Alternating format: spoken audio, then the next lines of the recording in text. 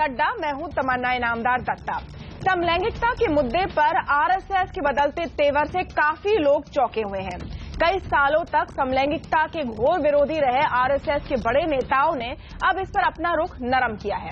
RSS में number 3 माने जाने वाले दत्तात्रेय होसबोले ने पहले कहा कि संघ को किसी के निजी जिंदगी में दखल देने में कोई दिलचस्पी नहीं है और लोग समलैंगिकता को गैर कानूनी नहीं करार देना चाहिए।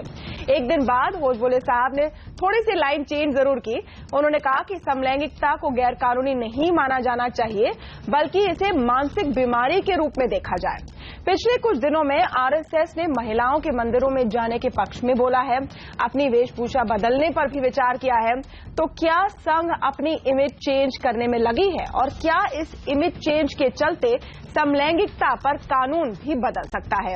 इस पर आज हम खास चर्चा करें और आवाज अड्डा में हमारे साथ जुड़ा है एक बड़ा पैनल। बीजेपी के नेता शाइना एनसी हमारे साथ हैं, कांग्रेस की प्रवक्ता प्रियंका चतुर्वेदी, आरएसएस के विचारक और लेखक रतन शारदा जुड़ेंगे, वरिष्ठ वकील ऐश्वर्या भाटी और gay rights activist Harish Iyer भी हमारे साथ हैं। हम hindu.com के अजय गौतम जुड़े हैं और राजनीतिक विश्लेषक डैनियल फ्रांसिस से भी हम चर्चा करेंगे इस कार्यक्रम में। स्वागत है आप सबका। हरीश अय्यर जी, पहले मैं आपसे पूछना चाहूंगी कि आरएसएस की तरफ से इस बयान को आप कैसे देखते हैं? क्या एक बड़ा चेंज मानते हैं? बिल्कुल पॉजिटिव तो जरूर है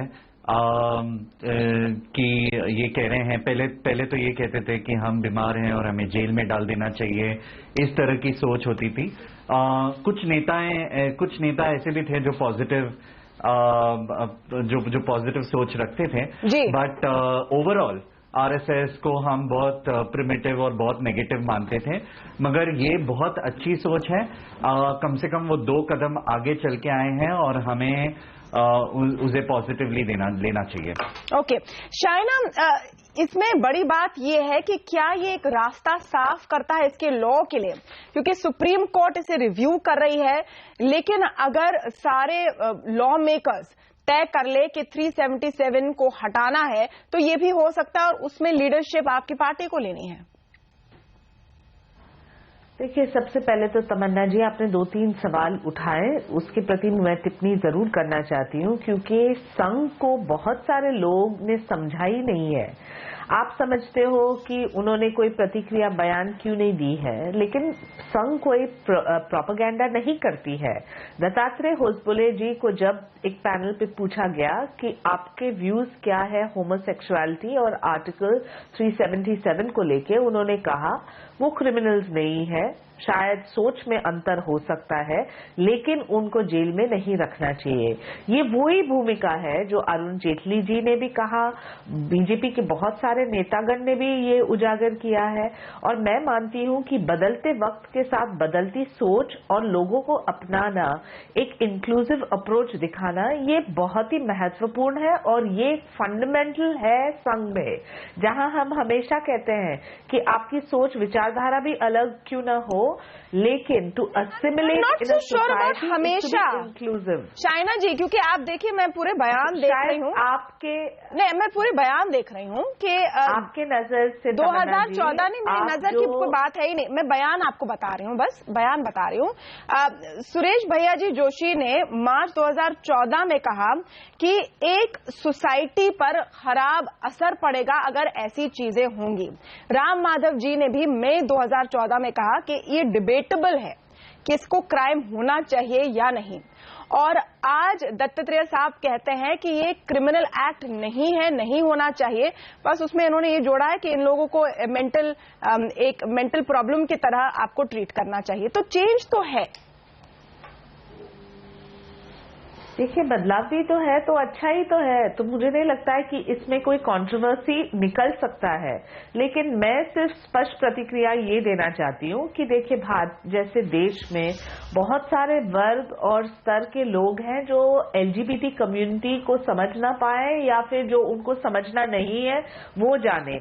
जहां तक बीजेपी का सवाल है, संघ का सवाल है, हमने हमेशा कहा कि homosexuality is not a criminality.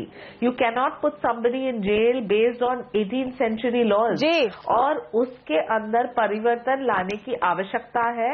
जो चर्चा, डिबेट, डिलिब्रेशन के लिए पार्लियामेंट तैयार है तो मैं मानती हूँ कि इसका स्वागत करना चाहिए। तो क्यों लेकिन किया नहीं है? एक प्राइवेट मेंबर बिल आई थी, उस पर किसी भी पार्टी ने आगे हाथ नहीं बढ़ाया। प्राइवेट मेंबर बिल में कांग्रेस के लोग ने भी सपोर्ट नहीं किया। बिल्कुल, हम तो कह रहे कि कांग्रेस ने भी सपोर्ट नहीं किया। लोग कहना चाहते हैं पॉलिटिकली करेक्ट चीजें, लेकिन करना नहीं चाहते। प्रियंका, क्यों ऐसा है? नहीं, यहाँ पे मैं 2-3 चीजें कहना चाहूंगी तमन्ना। सबसे पहले तो सेक्शन 377 को लेकर जो प्राइवेट मेंबर बिल की बात है, तो ये भी ध्यान में रखना जरूरी है। 44 हमारे एमपीज हैं पार्लियामेंट के अंदर, 282 भारतीय जनता पार्टी के हैं। अगर इनकी सोच और विचारधारा आरएसएस से मिलती जुलती है और भारतीय जनता पार्टी की भी सोच इससे मिलती जुलती है, तो आज उनको शाउट डाउन नहीं किया होता और प्राइवेट मेंबर बिल को एटलीस्ट सुना जाता। सुनने भी नहीं दिया गया। प्रॉब्लम ये है। दूसरी चीज हमने यहाँ पे कहना चाहते हैं, बीजेपी की बात करते हैं, कितनों ने बैकिंग दी थी? होम मिनिस्टर प्रियंका जी, आपके 44 में से कितनों ने बैकिंग दी थी? नहीं, मेरे पास सही आंकड़े नहीं है, पर हमें ध्यान ये भी रखना जरूरी है कि अगर उनकी थॉट प्रोसेस ये है कि चेंज लाना है, आरएसएस 2014 से अगर कह रहा है, जैसे राम माधव जी का आपने कोट बताया है कि ऐसा है, तो आज क्योंकि सरकार आपकी है, आप अगर चेंज लाना चाहते हैं तो चेंज आप लाएंगे, जिम्मेदारी आपकी भी बनती है। बार बार ये कहना कि हाँ हम तो चेंज चाहते हैं, तो चेंज अगर आना है तो कहां से आना है? जो सरकार में है वही चेंज लाएंगे। दूसरी चीज मैं यहाँ पे कहना चाहती हूँ, होम मिनिस्टर ने, राजनाथ सिंह जी ने कहा था ऐसे जो अननेचुरल एक्ट होते हैं हम उसका कभी समर्थन नहीं देंगे। वैसे ही सुब्रमण्यम स्वामी जी हैं जो बीजेपी के एक इम्पोर्टेंट सीनियर लीडर हैं, उन्होंने तो उसको जेनेटिक डिसऑर्डर बताया है। तो ये सारी चीजें ध्यान में रखना जरूरी है और पूछना जरूरी है। इन 282 एमपीज जो बीजेपी के हैं, अगर उनकी विचारधारा बदली है, आरएसएस की सोच बदली है, तो उसको चेंज लाना तो उन्हीं की भी जिम्मेदारी बनती है। प्राइवेट मेंबर बिल की जरूरत ही नहीं है, आप अपने आप शुरुआत करें, सब इसमें जुड़ेंगे साथ में आपके। रतन शारदा जी, हम यहाँ पर डिस्कस कर रहे हैं कि क्या आरएसएस एक इमेज मेकओवर कर रही है, क्या अपनी छवि बदलने में लगी है? क्योंकि 2-3 चीजें पिछले कुछ दिनों में हुई हैं और उसका हमने मेंशन किया। एक तो कॉस्ट्यूम की बात है, छोटी सी बात वो हो सकती है। एक महिलाओं के मंदिरों में आने के पक्ष में बोला गया है, और दूसरी बात ये है, जो तीसरी बात है, जो दत्तात्रेय साहब का बयान है, वो एक बड़े शिफ्ट के रूप में देखा जा रहा है। इसके पीछे आप क्या देखते हैं? मुझे अभी याद है सब देखते हुए जो आपके जो बैनर चल रहे हैं कि क्या संघ बदल गया वगैरह और संघ ने रुख बदला। एक पुराना कहावत जोक है कि क्या आपने अपनी पत्नी को मारना छोड़ दिया? तो मैं हाँ कहूँ तो भी मुसीबत है, ना कहूँ तो भी मुसीबत है। ऐसे प्रश्न मीडिया खड़ा करता है, तो इसको एक बार छोड़ दे। तो मेरा ऐसा कहना है कि जो संघ की भूमिका है, ये हिंदू समाज के अंदर जो प्रस्थापित व्यवस्थाएं हैं, जो प्रस्थापित मूल्य है, उसके अनुसार है।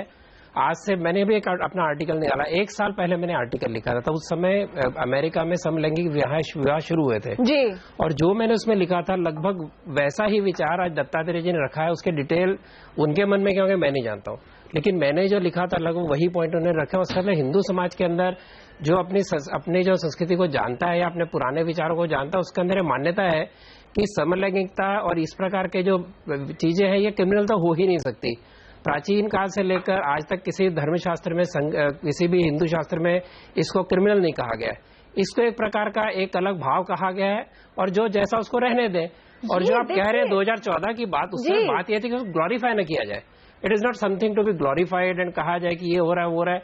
वो जैसे वो अपना जीवन जी सकते हैं, उनको क्रिमिनल आप नहीं कह सकते और नहीं कहना चाहिए, हम कहते ही नहीं है। हमारे हिजड़ों का जो एक समाज है उसको कभी किसी ने बुरा नहीं माना, उसको किसी ने गलत नहीं माना। हरीश अय्यर हंस रहे हैं, वो कह रहे हैं कि देखिए पूरी हवाई बदल गई है। दूसरी बात है कि ये नहीं, तो ये तो मैं कह रहा हूँ कि मैंने ये बात एक साल पहले कि ये संघ के अंदर भी कई बार चर्चा हुई तो ऐसे विचार आते थे। हाँ, आप कहेंगे कानून क्यों नहीं बदला, तो मैं स्पष्ट कहूँ, कोई भी धर्मगुरु, चाहे वो ईसाई हो, चाहे वो क्रिश्चियन हो या हिंदू भी हो, वो इसके विरुद्ध है। ऐसे विचारों को समाज के अंदर नर्चर करना थोड़ा समय लग सकता है, साथ में आने में समय लग सकता है। बहुत इंपॉर्टेंट बात, ये संजीदा विषय, कृपया इसको राजनीति का रंग न दे। नहीं, क्योंकि समाज के अंदर ऐसे राजनीतिक बात जो जिन्होंने कष्ट सहा है, जिन्होंने बहुत कुछ सहा है, उनको हम इस प्रकार राजनीति का रंग देकर उसको विषय को टेढ़ा न करें। नहीं, रतन शारदा जी, आपकी इस पर संवेदनशीलता सुनकर अच्छा लग रहा है, बिल्कुल अच्छा लग रहा है। लेकिन इसमें एक बात और गौतम जी से मैं पूछना चाहूंगी, फिर हरीश आपके पास वापस आऊंगी, क्योंकि इसमें दत्तात्रेय जी ने जो अपना ट्वीट दिया है उसमें उन्होंने कहा है इसको एक साइकोलॉजिकल प्रॉब्लम की तरह देखा जाए। कैसे आप कह सकते हैं साइकोलॉजिकल प्रॉब्लम? यानी एक स्टेप तो वाटर हुआ है लेकिन एक स्टेप और बाकी है। गौतम जी देखिए, सवाल ये है तमन्ना जी, पिछले 1.5-2 साल से इस देश के अंदर आजादी मांगने का, फ्रीडम ऑफ एक्सप्रेशन का एक वायरस घूम रहा है।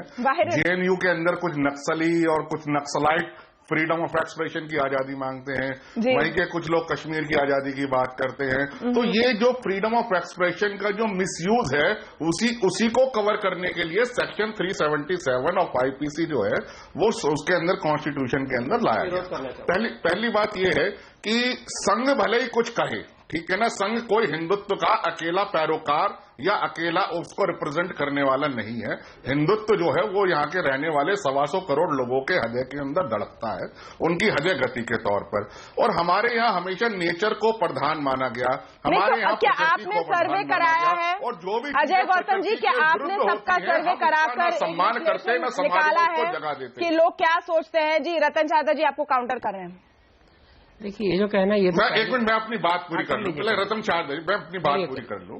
मेरा कहने का मतलब ये है कि देखिए, कुछ हमारे यहाँ आयुर्वेद के अंदर हमारे कई ऋषियों ने लिखा है कि जो समलैंगिकता है ये एक मानसिक विकार है, एक मानसिक उन्माद है, और इसको एक बीमारी की तरह इसको ट्रीट करना चाहिए। इसका बड़ा विस्तार से इसकी बीमारी कैसे ठीक होगी इसका भी वर्णन दिया गया। जो भी लोग समलैंगिकता के नाम की, होमोसेक्सुअलिटी नाम की बीमारी के विक्टिम है या शिकार है, हमारी उनके प्रति सहानुभूति है, कोई द्वेष का घृणा नहीं है। लेकिन समाज में इसको प्रपोगेट करने की, इसको प्रचार और प्रसार करने की इजाजत नहीं दी जा सकती। नहीं, एक मिनट मानेंगे तो 377 के लिए इनको बिहाइंड द बार जाना पड़ेगा।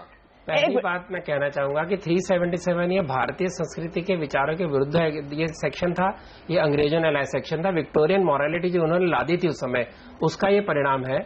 और वो हमारे विचार, हमारे देश के विचार के अनुसार उसका कानून बदला जाना चाहिए। कोई हमें जो भी विक्टोरियन लीगेसी मिली है उसको हमें सच मान के उस पर चलने की आवश्यकता है नहीं। और ये मैं आपको बता सकता हूँ, सुश्रुत संहिता में उन्होंने कहा है कि sexual inclination is cast at the time of conception. So it's a debatable question which we laymen can not answer. Maybe psychologist. एक मिनट, जो अजय गौतम जी कह रहे हैं, जो अजय गौतम जी ने अभी कहा, इस पर हमको थोड़ा गौर करना चाहिए, क्योंकि अजय गौतम जी ने कहा कि एक बीमारी है और हमें सहानुभूति है। और इसी तरह की बात हालांकि दत्तात्रेय जी ने कहा कि उसको वो क्रिमिनल एक्ट नहीं मानते, उन्होंने भी उसको बीमारी का रूप दिया है। तो मैंने सुश्रुत की बात की ना, मैं ये भी एक प्रॉब्लम है या नहीं? क्या after all male female power का एक बैलेंस है। नहीं, एक मिनट डैनियल फ्रांसिस जी, आप इस पर क्या कहेंगे? क्या ये जो बीमारी वाला डेफिनेशन है, इस सोच में ही बीमारी नहीं है कहीं ना कहीं? जो ये कह रहे हैं कि समलैंगिकता एक बीमारी है, वो खुद बीमार है, क्योंकि वो आज की समाज की सत्यता को एक्सेप्ट ही नहीं करना चाहते हैं और वो लोगों को बीमार कहकर अपनी बीमारी का प्रदर्शन कर रहे हैं। ऐसी कोई भी बात नहीं है। आज नहीं हो रहा है। समलैंगिक लोग दुनिया बनने से पहले, जब दुनिया बनी थी तब से इस दुनिया में है और हमेशा रहेगी। हमें दुख इस बात का होता है कि हमारे पास आज भी ऐसे कानून हैं जिसमें एक व्यक्ति की आजादी पर सवाल उठाए जाते हैं और उसको क्रिमिनल और नॉन क्रिमिनल कैटेगरी में डाल दिया जाता है। और ये जो देश में आज हो रहा है कि संघ के बयान आ रहे हैं और बीजेपी के बयान आ रहे हैं और पॉलिटिकल पार्टीज के जो बयान आ रहे हैं जी, इससे सिर्फ एक ही बात साफ होती है कि जो कानून 377 है वो शायद कभी न बदले और जो समलैंगिक लोग हैं उनको हमेशा शक की नजर से देखा जाएगा। नहीं, लेकिन ये कह रहे हैं जी, बिल्कुल डैनियल जी, किस तरह की आजादी चाहते हैं? नहीं डैनियल जी, जो व्यवहार पशु नहीं करते, पशु तर व्यवहार करने की आजादी इनको चाहिए। समाज के अंदर संकीर्णता को फैलाने की आजादी। अरे क्या कह रहे हैं आप अजय गौतम? पशु क्या क्या करते हैं वो सब थोड़ी लोग करेंगे। करने की आजादी इनको चाहिए। अजय गौतम जी, आपके पास जब कोई पॉइंट नहीं होता है तो आप चिल्ला देते हो। चाहिए, ये खुद बीमार है और जो इनके खिलाफ बोलता है उसको ये बोलते हैं कि उसकी सोच बीमार है। इनको आजादी, वास्तव में आजादी चाहिए ऐसे लोगों से जो इस सोच को समाज के अंदर फैलाते हो। समझिए आप। अरे गौतम जी, अभी देखिए ना, आजकल आजादी वाला जो टर्म है वो बहुत यूज और मिसयूज होता है। कल कोई कहेगा कि हाँ, ये अब नया हो गया है। कल कोई कहेगा कि आपकी बात से आजादी चाहिए, नहीं आपकी बात से आजादी चाहिए, तो उसको वो हम एक कॉन्टेक्स्ट में रखे। ऐश्वर्या भाटी जी लॉ की बात करते हैं, सुप्रीम कोर्ट अब इस पर पुनर्विचार कर रही है, लेकिन जो इसका पॉलिटिकल एंगल और क्यों सिग्निफिकेंट है, अगर संघ ने इस पर अपनी लाइन चेंज की है, रतन शारदा जी कह रहे हैं नहीं चेंज की है, सॉफ्ट की है, जो भी है, क्या इससे वो पुश मिलता है कि लॉ मेकर्स ये कानून बदले? क्योंकि एक्चुअली ये एक्शन उनके हाथ में है। सही कह रहे हैं आप Tamanna ji. Actually action, in fact supreme court ने पहली बार भी दिल्ली हाई कोर्ट के जजमेंट को जब ओवरटर्न किया था तो यही कह के किया था कि ये लेजिस्लेटिव का काम है और लेजिस्लेटिव को ही कानून में बदलाव लाना चाहिए।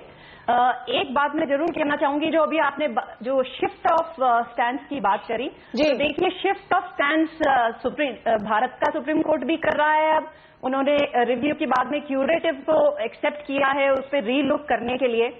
एक और इंटरेस्टिंग बात यह है कि यूनाइटेड स्टेट्स का जो सुप्रीम कोर्ट है उसने भी पिछले साल अपने एक जजमेंट में एक पुराने जजमेंट को इसी इशू पे बदलते हुए, बेकर वर्सेस बेकर का पुराना जजमेंट था और पिछले साल का लेटेस्ट जजमेंट है ऑबर्सफेल्ड का वर्सेस हॉजेस का, उसको बदलते हुए उन्होंने ये स्टैंड लिया है।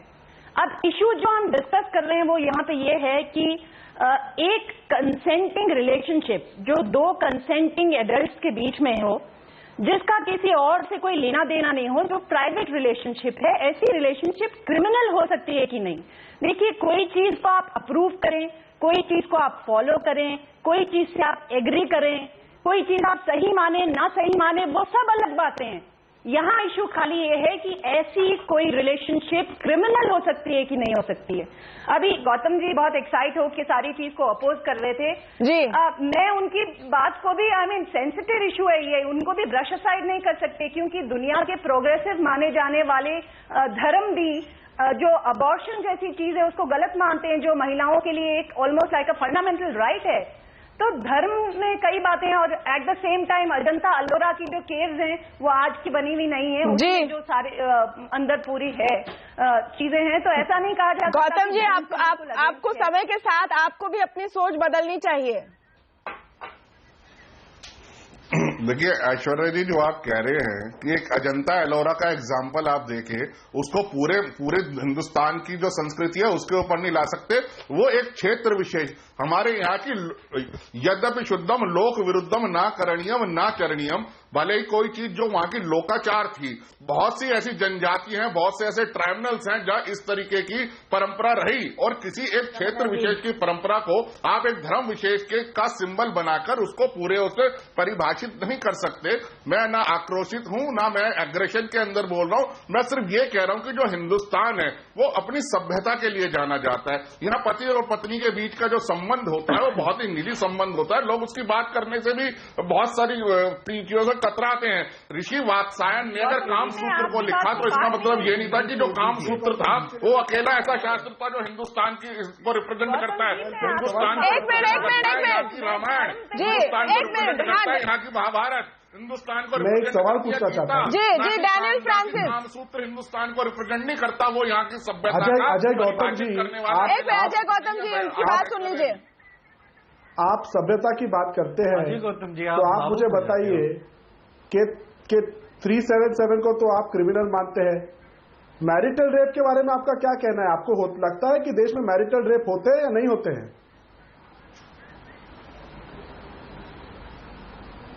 आवाज नहीं। और इसके बारे में हमको चर्चा करनी चाहिए या नहीं करनी चाहिए? बहुत इंटरेस्टिंग पॉइंट है आपका डैनियल फ्रांसिस जी कि अभी अजय गौतम ने बात की, एक मिनट, अभी अजय गौतम ने बात की कि एक पति और पत्नी के बीच में जो संबंध है और वो किस तरह से सेक्रेड है और सभ्यता वगैरह की बात की।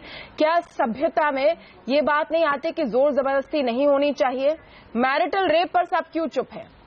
ऐश्वर्या भाटी जी, इस पर भी मैं आपकी राय जानना चाहूंगी, क्योंकि हम आज कह रहे कि 377 को हटा देना चाहिए, होमोसेक्सुअलिटी एक क्रिमिनल एक्ट नहीं होना चाहिए। दूसरी ओर मैरिटल रेप पर सब चुप्पी साधे हुए हैं। नहीं तमन्ना जी, चुप्पी की बात नहीं है। मैरिटल रेप में भी इशू वही है, क्रिमिनलाइजेशन का। कोई नहीं कह रहा है कि ये सही है, कोई नहीं कह रहा है कि ये गलत है, ये नहीं होना चाहिए। ऑलरेडी हमारे लॉ में ये एक्शनेबल है। It is a ground for divorce. हम सब अपने पर्सनल लॉ से गवर्न होते हैं, फॉर्चुनेटली और अनफॉर्चुनेटली अभी भी यूनिफॉर्म सिविल कोड नहीं है, तो हमारे सबके अलग अलग जो पर्सनल लॉज हैं उसमें it is a ground of divorce. दूसरी बात, डोमेस्टिक वायलेंस एक्ट में इट इज एक्शनेबल। जो आईपीसी है उसका सेक्शन 498 है, उसमें एक्शनेबल है। लेकिन मैरिटल रेप को अगर आप criminalise it's not criminal. Aishwarya ji, actionable is not a criminal act. There is a difference. Correct, that's what I am trying to tell you कि किसी भी एक्शनेबल क्या है, उनको बेल मिल जाता है, 2 साल की सजा होती है और उनको बेल मिल जाता है। Then these men are free to go and marry somebody else and do the same thing again. No no Priyanka ji, it is not as simple as that. इसमें बेसिक इशू ये है कि जब तक पत्नियां, महिलाएं मैरिजेस में, मेरा इशू वो नहीं था, पावर्ड नहीं, मेरा इशू वो नहीं था। एक मिनट डैनियल फ्रांसिस, एक minute completing what I am saying.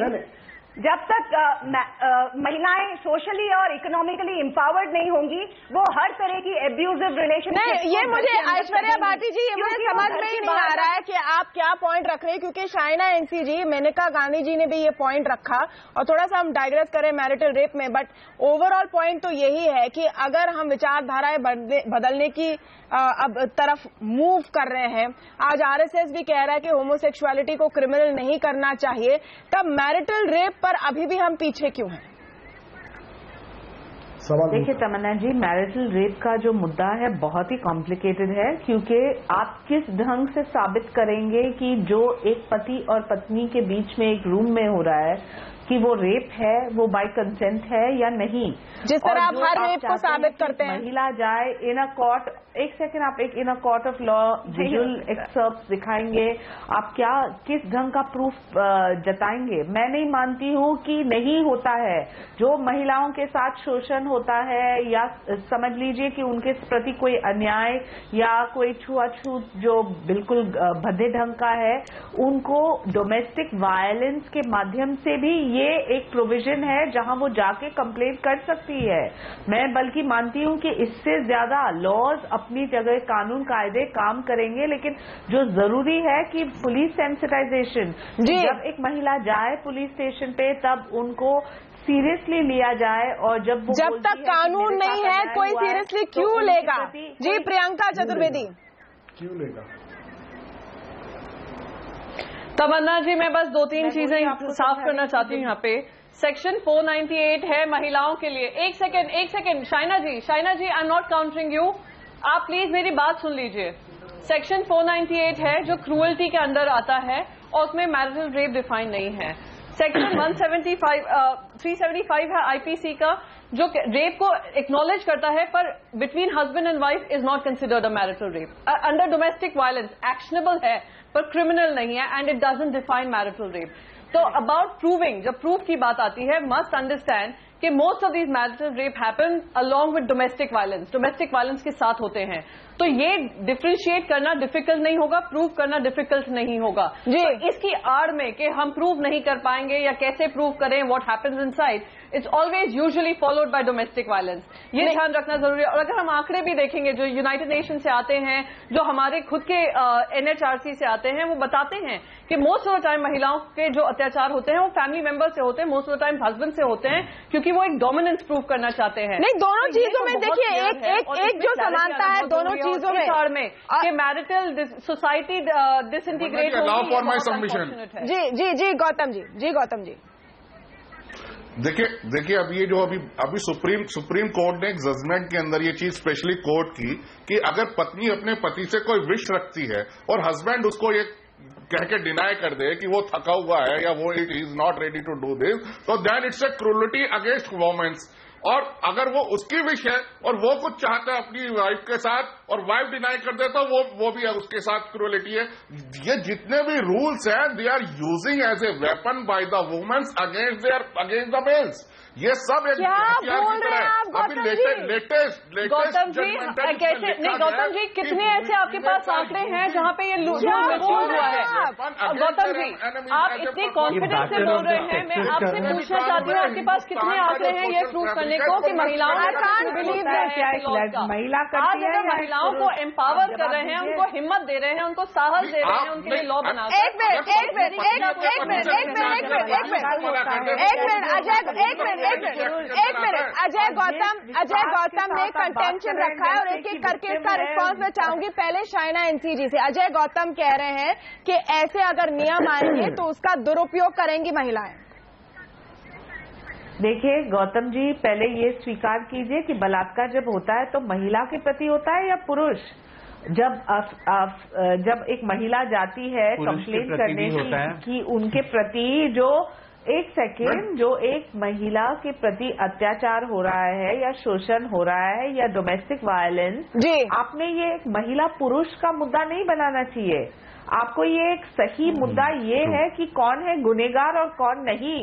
यहाँ विक्टिम कार्ड महिला नहीं खेल रही है तो आप पुरुष के प्रति सुप्रीम कोर्ट ने लेटेस्ट अमेंडमेंट दिया है। ओके, एक मिनट लीगल इस पर व्यू ले लेते हैं ऐश्वर्या भाटी से। दोबारा से उसको गाइडलाइन तय करनी पड़ी। ऐश्वर्या भाटी जी में कब अरेस्ट करना चाहिए, कब नहीं करना या मैरिटल रेप आप उसको भी तो देखिए इस लॉ का कितना मिसयूज हो रहा है by the public. Exactly Shaina ji, जो आप कह रही हैं वही मैं कह रही हूँ। बस इतना है कि आपकी सरकार को इस पर काम करके लॉ बदलने हैं। ऐश्वर्या भाटी जी, एक तरफ हम बात कर रहे हैं कि 377 को हटा दीजिए, एक प्रोग्रेसिव स्टेप की बात कर रहे हैं और उसकी तरफ विचार बढ़ रहे हैं। दूसरी तरफ मैरिटल रेप पर हम अपने विचार बदलने को तैयार ही नहीं है। आप देखिए कि मेनका गांधी ने क्या कहा कि ये हमारे देश में, हमारे सभ्यता में नहीं हो सकता है। ये कौन सी सभ्यता है जो एक मैरिज में रेप अलाउ करती है? ये सभ्यता की बात नहीं है तमन्ना जी। सोसाइटी डिसइंटीग्रेट होंगी, शादियां खराब होंगी। मैरिज ऐसी रिलेशनशिप है जो कॉन्जुगल राइट्स पे और दोनों पार्टीज के कॉन्जुगल रिलेशनशिप पे डिपेंड करती है। It is a sacrament, it's not a contract. दूसरी बात यह है कि जब आप मतलब मैरिटल रेप की बात करते हैं, it is not a progressive step. आपको इंडिया की सर्कमस्टांसेस और सिचुएशन देखनी पड़ेगी। 70 साल के बाद में भी आज हमारे यहाँ यूनिफॉर्म सिविल कोड नहीं है। मुस्लिम महिलाओं को वो अधिकार नहीं है जो हिंदू महिलाओं को है। जिस देश में 4 शादियां आज भी अलाउड हैं, लीगल है, वहां महिला की डिग्निटी की कोई बात नहीं है। वहां पे आप मैरिटल रेप की बात कर रहे हो, और जो वो भी उस रिलेशनशिप में जो रिलेशनशिप एक कॉन्जुगल राइट्स के ऊपर ही आधारित है। सुप्रीम कोर्ट ने कई केसेस में ये कहा है कि marriage without sex is an anathema. At the same time supreme court ने ये भी कहा है कि demanding too much sex is also violence. It amounts to cruelty on the husband or wife, either of the spouses. तो ये एक बहुत कॉम्प्लिकेटेड और सेंसिटिव इशू है। Same in the respect of the womens also. अगर बहुत सारे अगर हम की तरफ जाना है कानूनों से Tamanna ji, can I make a point? जी प्रियंका, इसका काउंटर मैं ये अभी तक समझ में नहीं आ रही हूँ कॉम्प्लिकेटेड क्यों है। जैसे रेप एक क्रिमिनल एक्ट है, अगर वो महिला और वो पुरुष शादीशुदा है तो वो क्रिमिनल एक्ट नहीं है। इसका लॉजिक क्या है प्रियंका जी? नहीं, लॉजिक तो मुझे नहीं समझ में आ रही। मिस भाटी कह रही हैं कि कॉम्प्लिकेटेड है, इंडियन लॉज कॉम्प्लिकेटेड है, पर्सनल लॉज मुस्लिम विमेन को अधिकार नहीं देते हैं। ये तो एक पैरेलल डिस्कशन हो सकता है। आप 80% महिलाओं को पीछे हटाकर रखें या उनके अधिकार ना दें क्योंकि 20% महिलाएं जो मुस्लिम पर्सनल लॉ बोर्ड के अंतर्गत आती हैं उनके पास अधिकार नहीं है, इज बीइंग अनफेयर। ये भी डिस्कस हो सकता है। यूनिफॉर्म सिविल कोड डिस्कस कर सकते हैं, हम महिलाओं की मुस्लिम महिलाओं के अधिकारों की बात कर सकते हैं, पर हम जो 80% महिलाएं हैं जो कि कहा है, प्रूफ स्टेटिस्टिक्स बताते हैं कि वो 75% से ज्यादा महिलाओं को डोमेस्टिक वायलेंस फेस करना पड़ता है, मैरिटल रेप फेस करना पड़ता है, हम उनको उनके अधिकार क्यों डिनाई कर रहे हैं? ये मुझे बात समझ में नहीं आती। कितने भी हमारी कॉम्प्लिकेटेड लॉ स्ट्रक्चर हो, पर अगर उनको सशक्तिकरण करने की बात होती है, हम क्यों उनको लॉ डिनाई करें? और मैं अजय गौतम जी से पूछना चाहती हूं, गौतम जी आप मिसयूज की बात कर रहे हैं, आपके पास कोई आंकड़े हैं जो बताते हैं कि ओवर बहुत ही ज्यादा मिसयूज हुआ है और महिलाओं ने आकर बुरी तरीके से इन अधिकारों का अगर ऐसा होता तो अब जो domestic violence act last year का बता रहा हूँ, अगर ऐसा होता तो डोमेस्टिक वायलेंस एक्ट का मिसयूज अब शुरू नहीं हो जाता। सुन लीजिए। और पिछले हफ्ते का ये एक सेशन जज अनीता डोगरा का जो फैसला है, उसने क्लियरली कहा है कि पुरुषों की सुरक्षा के लिए भी महिलाओं के स्तर पर अब कानून बनना चाहिए, क्योंकि जो नए अमेंडमेंट आया है in respect of the women security, उसका इतना मिसयूज हो रहा है कि किसी भी चीज को करना हो, आप किसी पे भी मोलेस्टेशन का इल्जाम लगा दीजिए और वो आदमी बुक हो जाएगा, उसकी आप पूरी लाइफ डैमेज हो जाएगी। ये एक नहीं है, आप आंकड़े उठाकर आंकड़े पूछ रही हूँ गौतम जी, मैं आपसे आंकड़े पूछ रही हूँ, मैंने आपको सामने आंकड़े। एक मिनट यहाँ पर यहाँ पर देखिए एक मिनट, बहुत ज्यादा मिसयूज हो रहा है। जो पुराने ख्याल है, जो पुराने ख्याल है वो देश में बने हुए हैं, कुछ हिस्सों में बने रहेंगे। तो आप ही की सरकार हाँ, मैं आपके पास आती हूँ, लेकिन पहले छोटा सा ब्रेक लेंगे। गौतम जी एक मिनट रुक जाइए। गौतम जी एक मिनट रुक जाइए। एक केस को आप कोट करें, इसका मतलब नहीं है कि जो सच्चाई है और इतने सारे घरों में सच्चाई है वो झूठ हो जाता है। और मैरिटल रेप से हर पार्टी, हर नेता और हर सरकार बचती है क्योंकि उसकी पॉलिटिकल रेपरकशन क्या होगी। रेप नाम का शब्द ही गलत है तमन्ना जी। आप कैसे कह सकते हैं? बात करें और जिस तरीके से शादी कराई जाती है उसमें मतलब आप विमेन्स राइट्स पर भी एक्सपर्ट हो गए, ये सुनकर अच्छा लग रहा है गौतम साहब, लेकिन एक छोटा सा ब्रेक लेंगे। ब्रेक के बाद हम चर्चा करेंगे कि क्या समय नहीं आ गया है कि हम भी अपनी सोच बदले। हम कह रहे हैं कि आरएसएस प्रोग्रेसिव होने की कोशिश कर रही है, क्या हमारे कानून भी प्रोग्रेसिव नहीं होने चाहिए? चलिए इस पर भी चर्चा करेंगे कि कोशिश है कि हो गए हैं प्रोग्रेसिव, लेकिन एक छोटे से ब्रेक के बाद।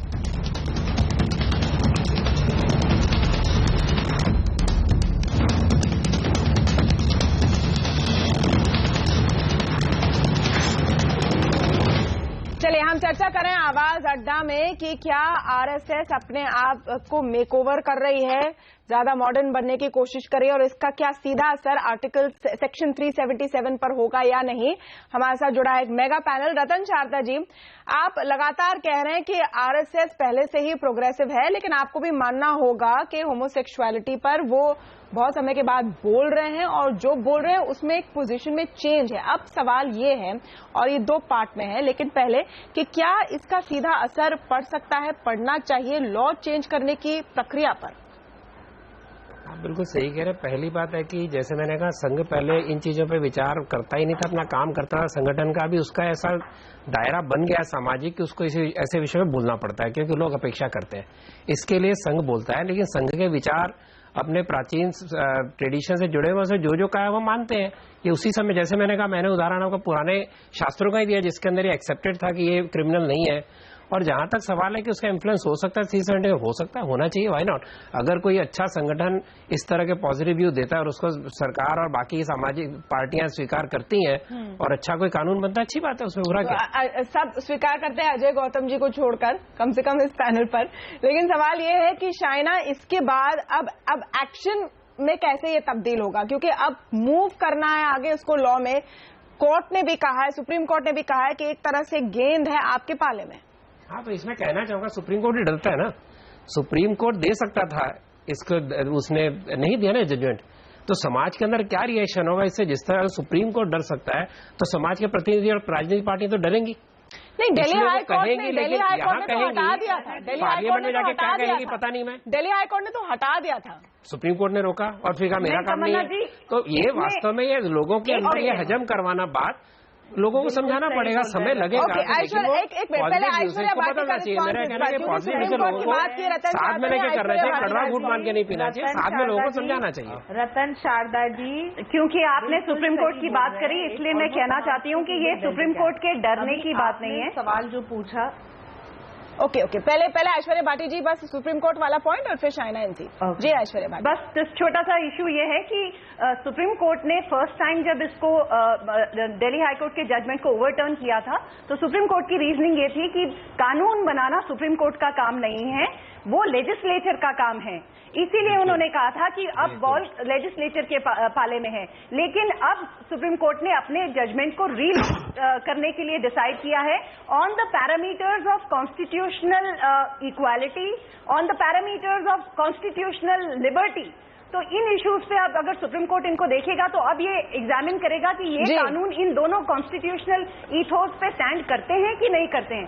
अदरवाइज सुप्रीम कोर्ट के डरने वाली कोई बात नहीं। सुप्रीम कोर्ट का काम कानून बनाना नहीं है, पर गलत कानून को स्ट्राइक डाउन करना चाहिए। आधा शासन तो सुप्रीम कोर्ट के थ्रू ही हो रहा है, आजकल कोर्ट के थ्रू हो रहा है। आधा शासन तो सरकारों का काम, कहीं खामी होगी इसलिए शायद ये करना पड़ता है सुप्रीम कोर्ट को। शाइना एनसी और फिर हरीश अय्यर जी। शाइना, मुझे लगता है कि रतन शारदा जी ने बिल्कुल मुद्दे को सही परिप्रेक्ष्य में स्पष्ट किया, तो मैं दोहराना नहीं चाहती हूँ, लेकिन मैं जरूर कहना चाहती हूँ कि हमारे समाज में एक हिपोक्रेसी है। और तमन्ना जी, ये सभी को मानना पड़ेगा कि हम हमेशा दो ढंग की दृष्टि से देखते हैं। एक हमारी जो संस्कृति सभ्यता है, जो हमें बरकरार रखना है और कायम नई पीढ़ी को ये दिखाना है कि the institution of marriage is extremely sacrosanct, और इसको सर्वप्रथम इसके प्रति में हमें सोचना है। रही दूसरी बात कि मैं शायद एलजीबीटी कम्युनिटी के साथ अग्री करूं न करूं, लेकिन हकीकत ये है कि उनके भी फिजिकल नीड्स हैं, और किस दृष्टि से मैं उसमें न जाते हुए ये मानना पड़ेगा कि आज 21वीं सदी में जो हमें सही मायने में एक कदम आगे लेना है, तो सबसे पहले है कि डीक्रिमिनलाइज, कोई जेल में ना जाए, और उसके बाद चर्चा करे पार्लियामेंट में, जहां पार्लियामेंट में भी आपने देखा कि जो एक प्राइवेट मेंबर बिल हो या कोई किसी की व्यक्तिगत राय मत, उसको भी किसी ने चर्चा तक नहीं लाया। तो ये वही बात हुई कि तो आज ये कौन करेगा, दृष्टि से कहा कि ये कौन करेगा और कैसे होगा, क्योंकि हर बार मॉडर्न नहीं हुआ है, संघ एक्सेप्टिंग है कि ये हकीकत है। और ये हकीकत के साथ हमें ये देखना आप देखिए कि इस पर काफी दिनों से चर्चा हो रही है, और हर बार आजकल हर पार्टी आकर कहती है, चर्चा करना ही नहीं, हर बार हर पार्टी आकर कहती है कि सेक्शन 377 को हट जाना चाहिए हरीश, लेकिन ये एक्शन में तब्दील नहीं हो रही है। हकीकत की बात अगर मैं कहूं तमन्ना, तो बात यह है कि ये ऐश्वर्या ने सही कहा कि सुप्रीम कोर्ट ने ये कहा था कि ये लेजिस्लेटिव काम है कि वो कानून बनाए, और उन्होंने बोला कि ये बॉल लेजिस्लेशन यानी कि पार्लियामेंट के कोर्ट में है। और शशि थरूर ने ये पहल भी की, और दो बार, एक बार नहीं 2 बार पहल की। एक बार जब पहल की थी तो आपके ही शो में हम आए थे और हमने डिस्कस किया था। शशि थरूर को कोई मजाक बनाकर उनको बिठा दिया गया था और उनको चर्चा भी नहीं हुई थी।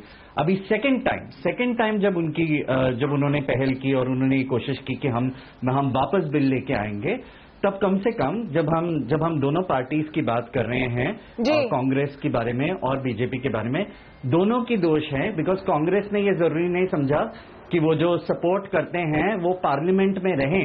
अगर 44 ही रहें, कम से कम वो 44 का एक नंबर बन जाता था अगर कांग्रेस के सारे लोग वहां पे नहीं। शशि थरूर को किसी की बैकिंग नहीं मिली। फैक्ट है, शशि थरूर को किसी की बैकिंग नहीं मिली, अपनी खुद की पार्टी की भी नहीं। यू लेफ्ट, तो क्या ये हिपोक्रेसी बदलेगी, इस पर हम चर्चा करेंगे आखिरी चरण में। हरीश अय्यर, आप देखिए यहाँ पर समलैंगिकता की बात इस संदर्भ में हो रही है कि पति पत्नी का जो रिश्ता है भारत में वो एक सैक्रेमेंट है, वो सेक्रेड माना जाता है, उसे एक बहुत ही उच्च दर्जे के नजर से देखा जाता है। लेकिन विडंबना ये है कि मैरिटल रेप को उस सभ्यता का हिस्सा भी माना जाता है। इसको कैसे सॉल्व किया जाए, इस पर हम चर्चा करेंगे आखिरी चरण में। इस ब्रेक के बाद जाएगा नहीं। गलत है इस शब्द तमन्ना जी, मैरिटल रेप नाम का जो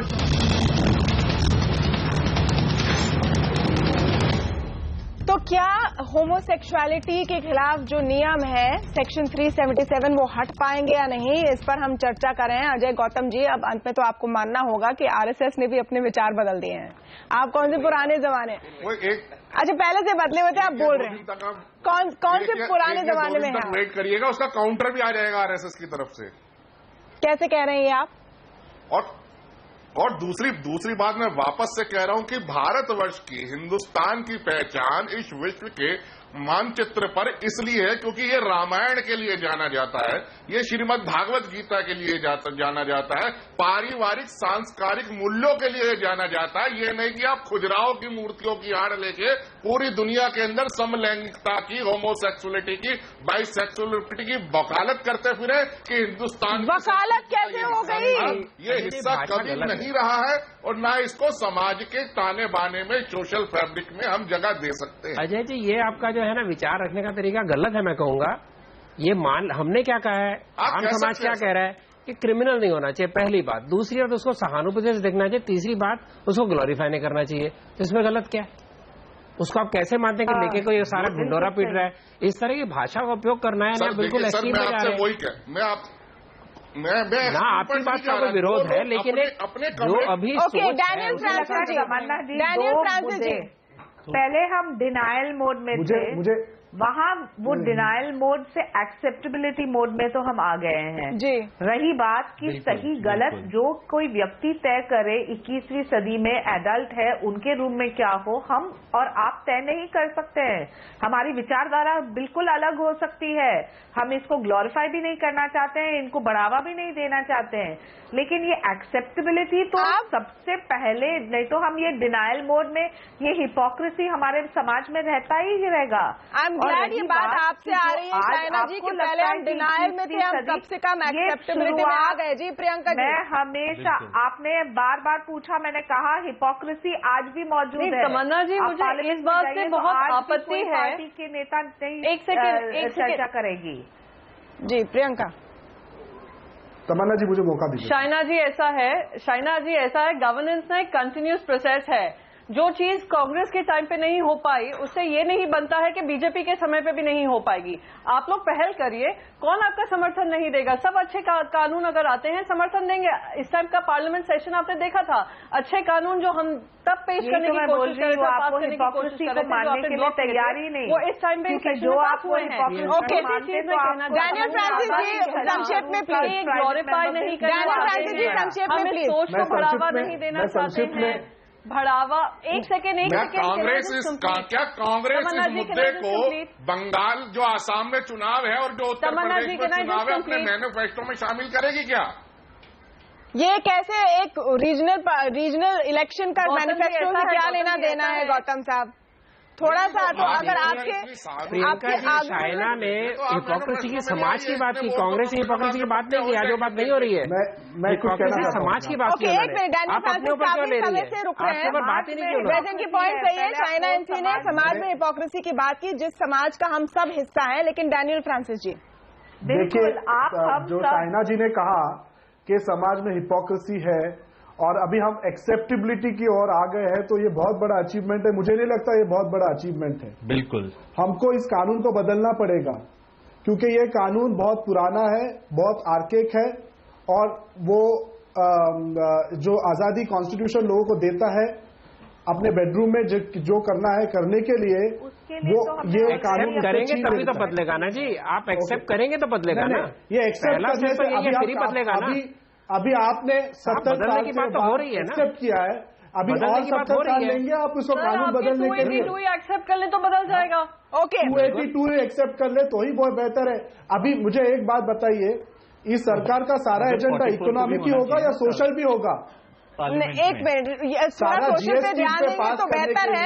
यहाँ पर स्मॉल सेविंग रेट काट दिए, उससे अच्छा ऐसे कुछ कानून निकाल दे जिनसे अभी भी इनइक्वालिटी बनी हुई है। बस अंत के कुछ मिनट बचे, मैं चाह रही हूँ ऐश्वर्या भाटी और हरीश अय्यर अपने क्लोजिंग कमेंट दें। ऐश्वर्या भाटी जी, इस पर बार बार बात होती है कि दायित्व है अब लॉ मेकर्स के हाथ में, लेकिन लगता है कि हमें सुप्रीम कोर्ट का ही इंतजार करना पड़ेगा।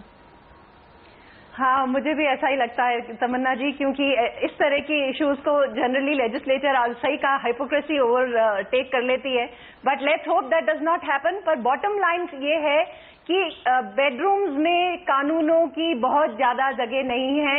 बहुत ज्यादा कानून बेडरूम्स की रिलेशनशिप्स को गवर्न नहीं करने चाहिए, चाहे वो सेक्शन 377 का आईपीसी में रहना हो या मैरिटल रेप हो। बेडरूम्स में ऐश्वर्या जी, आप होमोसेक्सुअलिटी और रेप को कैसे एक समान बोल सकती हैं? मैंने बताया कि कॉन्जुगल रिलेशनशिप की जब आप बात कर रहे हो, वहां जहां it is already a wrong, then you can't criminalise it. It will create havoc in the already fragile family system. और जो मैट्रिमोनियल सिस्टम है वो एक फंडामेंटल चीज है। एक मिनट, इसमें हालांकि बहुत कम समय बचा है, लेकिन प्रियंका, इस पर मैं आपका रिस्पॉन्स चाहती हूँ, क्योंकि ऐश्वर्या भाटी जी ने जो कहा है वो काफी कंट्रोवर्शियल मुझे लग रहा है। वो कह रही, वो होमोसेक्सुअलिटी और मैरिटल रेप को इक्वेट कर रही हैं लीगली। इक्वेट नहीं कर रही हूँ, don't bring too many laws in the bedroom. किसी का मर्डर करेगा तो वो लॉ के अंदर होता है कंसेंशुअल, एक होता है नॉन कंसेंशुअल। गलत है जी Priyanka ji. It is about the relationships in the bedroom, I am sure not the bedroom as a place. पर उनकी भी नहीं, मैडम, जब डिवोर्स लॉज आए थे, बहुत लोगों ने कहा था कि महिला ये फैमिली सिस्टम ब्रेकअप होगा, ये सब होगा। प्लीज अंडरस्टैंड, महिलाओं को अधिकार देने से कुछ लॉ नहीं ब्रेक होने वाला है, ना ही उनके अधिकार या फैमिली सिस्टम्स ब्रेकअप होने वाले हैं। उनको बस एक सशक्त कानून मिलने वाला है कि अगर उनके ओके, बस अंत में क्योंकि बस बहुत कम समय बचा है, हरीश अय्यर, लास्ट लाइन आपसे, मैंने आपको फर्स्ट वर्ड दिया था शुरू और लास्ट वर्ड दिया मैं आपको दूंगी। क्या as a gay rights activist आपको अब उम्मीद है कि चीजें बदलेंगी? रेप जैसा शब्द समाज के अंदर मुझे हमने बहुत पॉजिटिव मूव लिया है सेक्शन 377 के बारे में जो लगाया है रिलेशनशिप के ऊपर। एक मिनट गौतम जी, उसका लास्ट वर्ड हमको जल्दी कर रहे हैं क्या है? जी हरीश अय्यर जी, हिंदू धर्म को खराब ही किया है वेस्टर्न सभ्यता ने। बचना चाहिए समाज को। ये मुझे ये बहुत पॉजिटिव लग रहा है तमन्ना कि आज जो पोप हैं, पोप ने जो कहा था कुछ साल पहले कि गे लोग जो होते हैं उनको हमें एक्सेप्ट करना चाहिए, उसी तरह का राय अभी है आरएसएस का। तो एक पॉजिटिव स्टेप है। हरीश, मुझे रैप अप करना पड़ेगा, मेरा समय समाप्त है। एक सोच बदल रही है और अगर सेक्शन 377 और समलैंगिकता के लिए सोच बदली है, हम उम्मीद कर सकते हैं कि मैरिटल रेप के लिए भी अब सोच बदली जाए। बहुत बहुत शुक्रिया आप सबका हमारे साथ जुड़ने के लिए आज की आवाज अड्डा में। नमस्कार।